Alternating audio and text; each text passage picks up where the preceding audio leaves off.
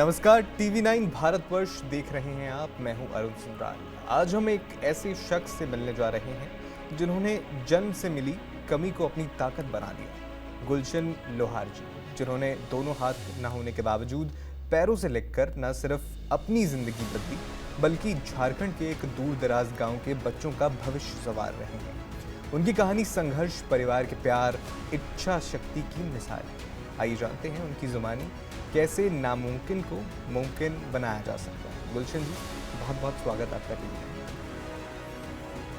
Thank you sir. शुरू से अगर मैं शुरू करूं तो बचपन में किस तरह की आपने मुश्किलों का सामना किया और किस तरह की दिक्कतें आपको आई? देखिए, जैसे ही मेरा ये जन्म हुआ तो मेरे दोनों हाथ नहीं थे। तो घर वाले देख करके वो लोग अचंभित हो गए कि ऐसे बच्चे जन्म लिए हैं, हम्म। तो को इनका परिवारिश कौन करेगा, इसका लिखाई पढ़ाई कैसे होगा, इसको कौन बड़ा करेगा। बिल्कुल।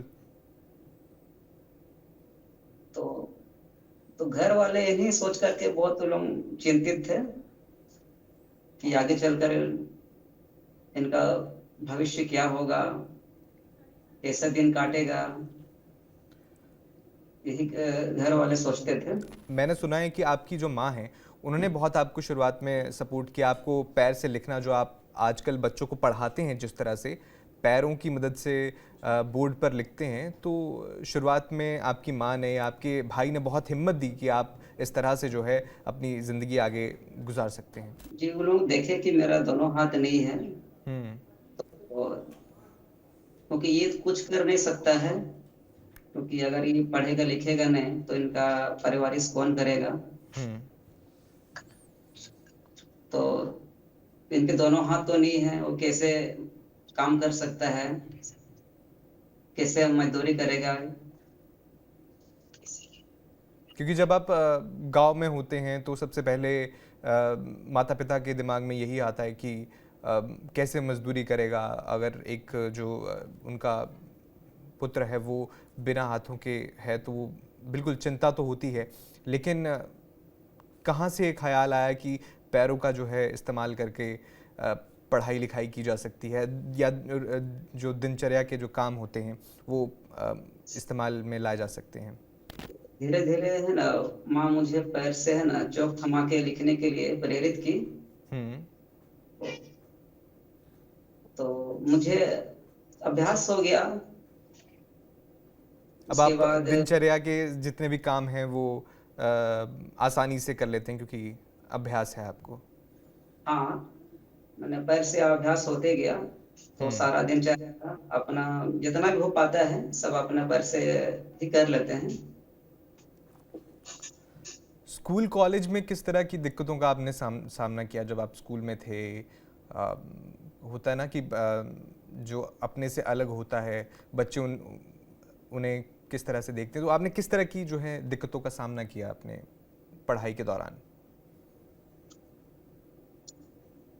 हाँ, जैसे मैंने स्कूल कॉलेज गया तो सब देखने लगे कि इसके दोनों हाथ नहीं है, हम्म।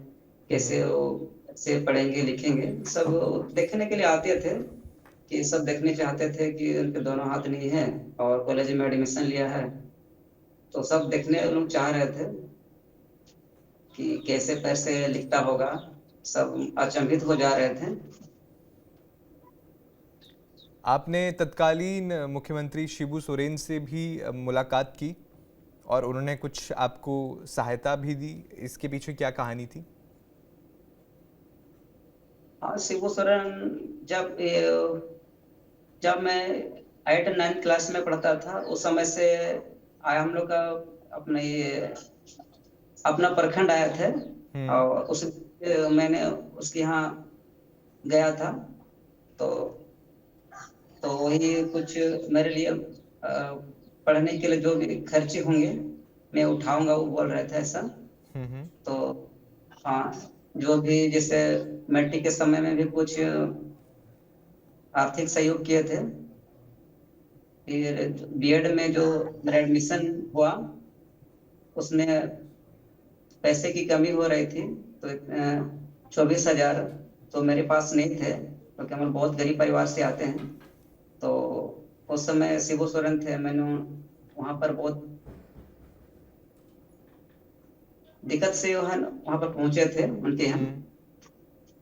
तो मैंने अपना ये बताया कि मेरा कॉलेज में एडमिशन हुआ है बीएड में, और मुझे पैसे की कमी हो रही है, तो मुझे मुख्यमंत्री कोष से जो कॉलेज फीस यानी हम्म। बीएड का 24,000 मुझे मुख्यमंत्री कोष से दिया गया था।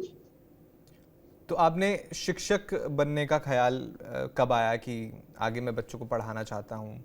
वो उसके बारे में आपने कब सोचा? किस तरह से जहन में आया?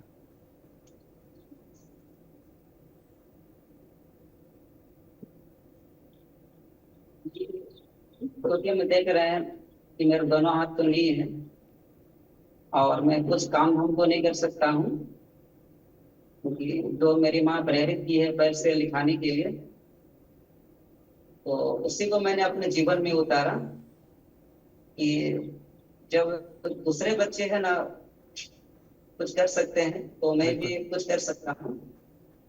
इसी सोच के साथ मैंने अपने पैरों से पढ़ने के लिए खूब अभ्यास किया, हम्म। और सोचा कि मैं भी एक आम लोगों की तरह भी अपना पढ़ाई को जारी कर सकता हूँ। तो ऐसे ही मैंने पढ़ते गया है ना, और मेरा इच्छा शक्ति बढ़ते गया, क्योंकि दूसरा काम तो मैं कर नहीं सकता हूँ। मेरे ये एक ही सोच है, सिर्फ पढ़ना और पढ़ाना। बिल्कुल। आपने आपने जब पढ़ाना शुरू किया और गणित आप बच्चों को ब्लैक बोर्ड पर पढ़ाते हैं, तो शुरुआत में बच्चों का रिएक्शन कैसा था? क्योंकि बच्चे तो समझते नहीं हैं कुछ चीज़ें ज़्यादा। तो शुरुआत में उनका बिल्कुल रिएक्शन कैसा था जब आप बिल्कुल शुरुआत में गए पढ़ाने?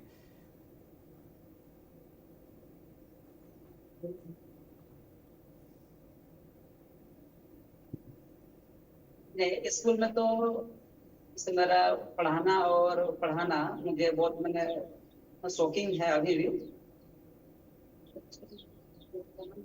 हाँ, मेरे बच्चों के साथ है ना दोस्ताना व्यवहार है, और भाषा शैली मेरा बच्चों की तरह ही है। हम्म। हाँ, अच्छा, मैंने कहीं जिनके पढ़ा। बिल्कुल। मुझे कई खास कई पसंद करते हैं। बच्चों को पढ़ाना आप पसंद करते हैं, जी बच्चे आगे बढ़ें, पसंद पढ़ाई के ज़रिए जो है अच्छे मुकाम हासिल करें, ये आपका लक्ष्य है। जी जी जी। अच्छा, ये मैंने कहीं पढ़ा कि आपकी लव मैरिज है, जी। तो उसके बारे में ज़रा बताइए। पत्नी जी से कब मिले और कब मुलाकातें प्यार में बदली और कब शादी हुई? पहली बार कब मिले थे आप अपनी होने वाली पत्नी से? ये 2017 में। 2017 में मिले थे आप। जी। तो अगर आप परेशान ना हो, अगर मैं परेशान ज़्यादा आपको ना करूं, तो मतलब आपने बोला कि लव मैरिज थी, तो मतलब आपने ही प्रपोज किया और देवी जी मान गई? हाँ, मैंने ही प्रपोज किया, तो क्योंकि वो मेरे बिल्कुल। पढ़ाई से प्रभावित थे कि हम्म। हाँ उनका वो मेरा सोच है, वो जानते थे कि मुझे मुझे वो लेकर के भी अच्छे मतलब खुशी से वो रख सकते हैं। बिल्कुल। तो अब आपकी रोज़मर्रा की ज़िंदगी में वो आपकी हरदम आपके साथ रहती हैं, आपके साथ आपकी पूरी मदद करती हैं? हाँ, क्योंकि मैं अकेले तो कुछ कर नहीं सकता हूँ, हम्म। मैंने सारे तो मेरी पत्नी ही करती है, सारा कमीज पैंट पहनाना लाना लाना सब सब वही करती है, और सारा जीवन उसी पर मेरा आश्रित है।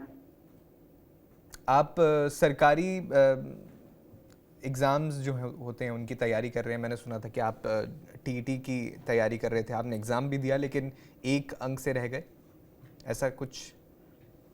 मैंने 2 बार है ना आप ये अपना स्टेट है ना टेट 2 बार लिखा था। इसमें एक पहली बार में 1 नंबर, दूसरी बार में 2 नंबर से कम कम हो गया था।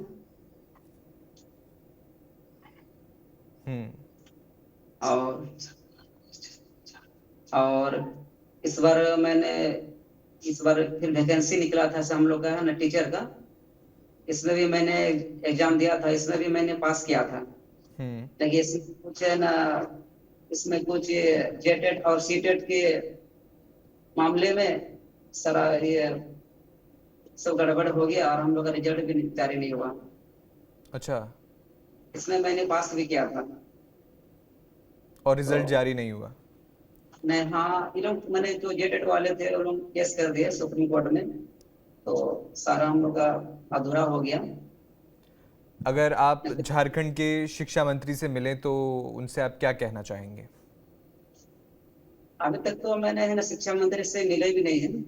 अगर आप मिलें, हाँ मिले अगर तो आपकी ये मुलाकात होती है, आपको मुलाकात करने का मौका मिलता है, अगर ये वीडियो शिक्षा मंत्री तक जाता है, तो आप उनसे क्या कहना चाहेंगे?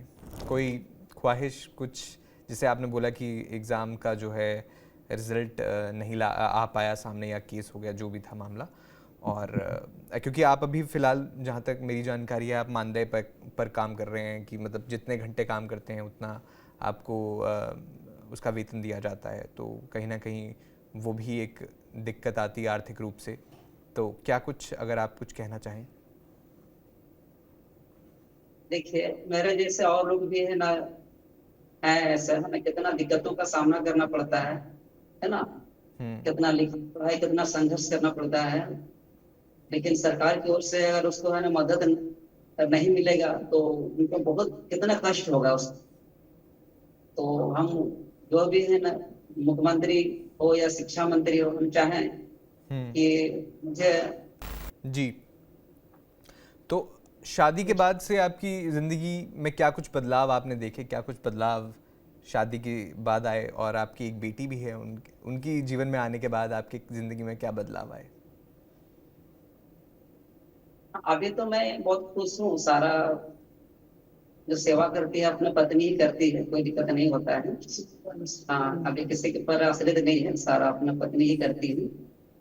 अच्छा, आजकल की युवा पीढ़ी के साथ ये समस्या बहुत देखी गई है कि कुछ भी छोटी सी कठिनाई आती है तो बहुत जल्दी हार मान लेते हैं। आप उन्हें क्या, अपने अनुभव से क्या संदेश देना चाहेंगे आजकल की युवा पीढ़ी को? तो लोगों को मैं ये संदेश देना चाहता हूँ, जैसे मेरा दोनों हाथ नहीं है, जब मैं पैर से सब कुछ कर सकता हूँ तो वो लोग भी क्यों नहीं कर सकते हैं। हार नहीं माननी मन चाहिए। मन में दृढ़ इच्छा शक्ति, लगन और आत्मविश्वास हो तो कोई भी काम असंभव को संभव भी किया जा सकता है। बिल्कुल। अच्छा, अभी फ़िलहाल तो आप एक झारखंड के दूर दराज के गांव में जो है बच्चों को पढ़ाते हैं। कभी मौका मिले आप बड़े शहर में आके बच्चों को पढ़ाना चाहेंगे? जी एकदम। हाँ ऐसा मौका मिले तो बड़े शहर में मैं पढ़ा भी सकता हूँ। समाज का सहयोग कितना ज़रूरी हो जाता है उसको अपने पैर पर खड़ा करने के लिए या रहने के लिए, अपने पर्सनल अनुभव से जो आप कुछ बताना चाहें? इसमें है ना, इसमें सबको ही हम मुझे प्रोत्साहित किए, हम्म। नहीं तो आगे मैं बढ़ नहीं सकता। इसमें इसमें सबका सहयोग रहा तब मैं इस मुकाम तक पहुंचा हूँ। हाँ, आपकी सबका पत्नी भी मेरे आपकी पत्नी भी रूम में है, अगर वो भी आ जाएं सामने तो उनसे भी पूछ लेता हूँ कुछ, अगर उन्होंने फ़ोन नहीं लिया है तो सामने आ जाएं वो तो। तो भतीजा है साथ में। हैं? भतीजे हैं? हाँ भतीजे हैं। लाइए ज़रा उनसे भी बात कर लेते हैं। हाँ good evening sir. Good evening, क्या नाम है आपका? कैमरे में से आ नहीं मैं रहे, कोई बात नहीं, फिर भी बात कर लेते हैं। जी, क्या नाम है आपका? मेरा नाम मनीष लोहारवास है। तो आपने बचपन से इन्हें देखा है, किस तरह से इन्होंने संघर्ष किया है, क्या प्रेरणा लेते हैं आप इनके दिनचर्या से, जो ये काम करते हैं, बच्चों को पढ़ाते हैं जाकर? जी सर, इनके साथ तो मैं बचपन से ही रहा हूँ। मेरा बिल्कुल। पढ़ाई इन्हीं की वजह से अब आगे तक चल रहा है।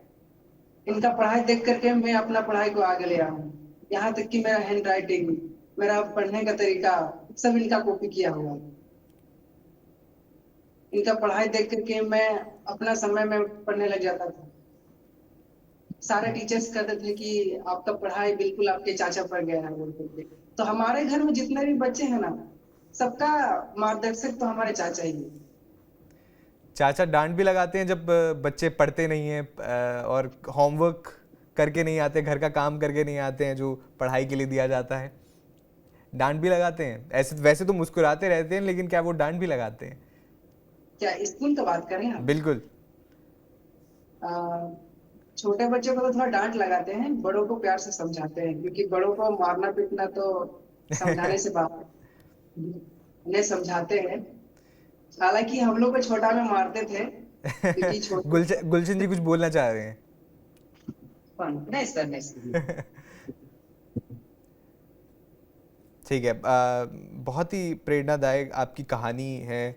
मुझे लगता है कि जितने भी दर्शक हमें देख रहे होंगे वो भी आपसे कुछ ना कुछ ज़रूर सुनेंगे। एक बार फिर मैं चाहूँगा, आपकी कहानी सही में बहुत प्रेरणादायक है और लोगों को जानना चाहिए कि किस तरह से एक नामुमकिन काम को बिना हाथों के भी आप जो है बच्चों को शिक्षा दे पा रहे हैं, उन्हें आगे ज़िंदगी में कुछ बड़ा करने, कुछ बड़ा बनने के काबिल बना पा रहे हैं। ये बहुत ही अच्छा काम है।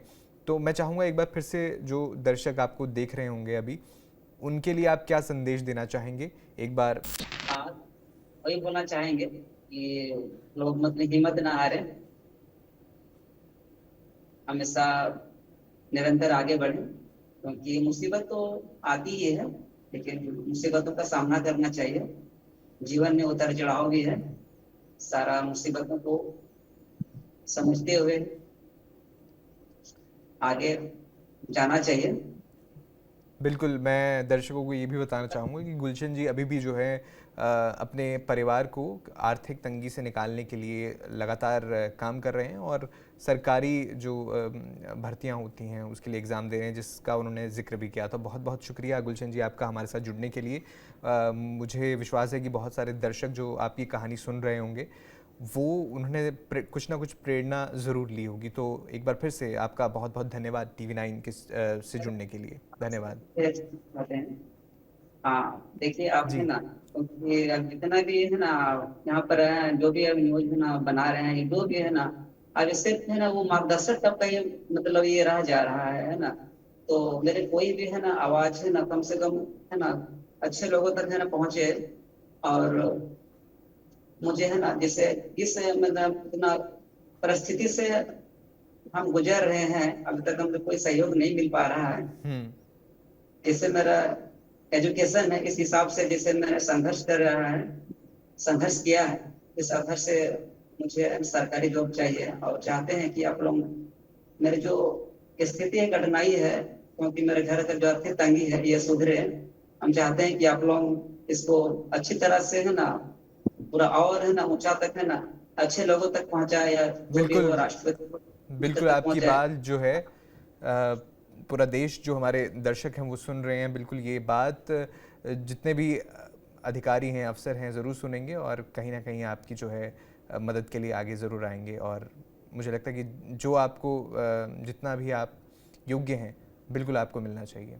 क्योंकि है ना मेरे जैसे लोग बहुत कम हैं, क्योंकि पैर से है ना पढ़ाने वाले बहुत कम मिलते हैं, बिल्कुल। इससे ब्रांड बहुत है, इससे मतलब बहुत होते हैं, लेकिन मेरे जैसे बहुत कम कम मिलते हैं, क्योंकि जी। से लिखना पढ़ाना ये बहुत बड़ी कठिनाई है। और एक बच्चों को मोटिवेट देना, पढ़ाना, बच्चों को आगे बढ़ाना, लाइफ संवारना, सब टीचर के ऊपर होती है। जी। इसलिए इसलिए बहुत मैंने सोचा कि मैंने समाज के लिए एक अच्छे काम करूं ताकि बच्चे आगे बढ़ें। मैंने इसी सोच के साथ अपना ही करियर को चुना है। अब चाहते हैं कि बच्चे पढ़े लिखें और आगे बढ़े। बिल्कुल जिन बच्चों को आप पढ़ा रहे हैं या जो ये हमारा जो प्रोग्राम है वो देख रहे हैं, वो भी बिल्कुल आपकी जो सोच है उससे कहीं ना कहीं सहमत होंगे कि आगे बढ़ें और बिल्कुल भी हार ना माने, जितनी भी कठिन परिस्थिति हो हमेशा ज़िंदगी में आगे अग्रसर बढ़ते रहें। तो बहुत बहुत धन्यवाद गुलशन जी आपका हमारे साथ जुड़ने के लिए। बाकी खबरों के लिए थैंक आप यू। देखते रहिए TV9 भारतवर्ष। धन्यवाद।